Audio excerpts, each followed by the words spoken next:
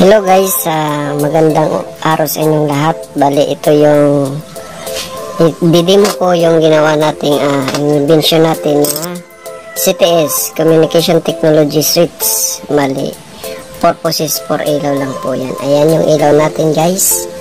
At saka ito yung cellphone natin na gagamitin through text.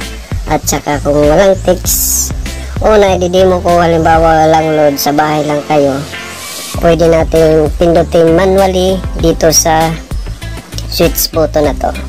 Yan, i-demo ko guys. Yan, ilaw siya guys. Ngayon, patayin natin ulit. Ayan.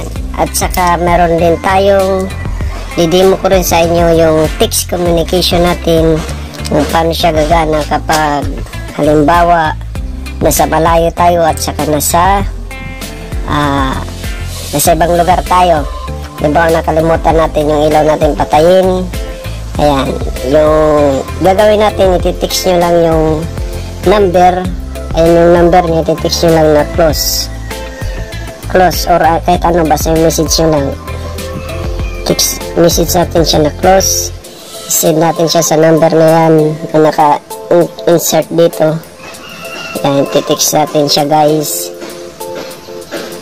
Ayan, i-send na natin guys. Ayan, sending na siya guys. Ngayon, i-receive ito. Ayan, nag-ilaw siya guys. Ngayon, kung gusto nyo naman close ulit yan, text nyo lang ulit yung number na naka-insert dito na SIM. Tulad nito, i-close natin ulit kasi nakailaw siya. I-close natin ulit.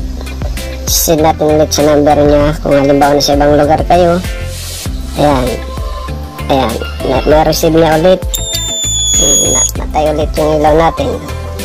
Yan yung demo natin sa ating ginagawa ngayon na CTS, Communication Technology Switch, para sa ilaw natin na halimbawa nakakalimutan yung mga ilaw, pwede natin ito kargahan.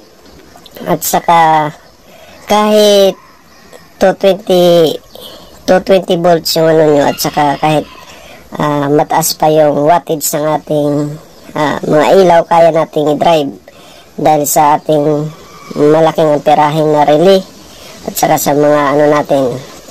Pero ito guys, communication purposes for switch lamang po ito sa ating ilaw, para mapadali or yung mga makakalimutin na halimbawa makalimutan natin magpatay ng ilaw at andun tayo sa ibang lugar.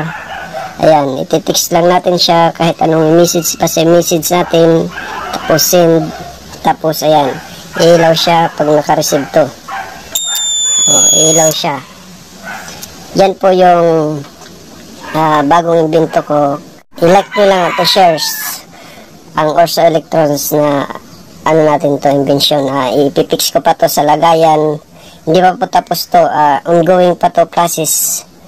Kung halimbawa hindi siya malubat yung ating battery ng ating cellphone at saka yung ating device kung gaano katagal. Bali ito,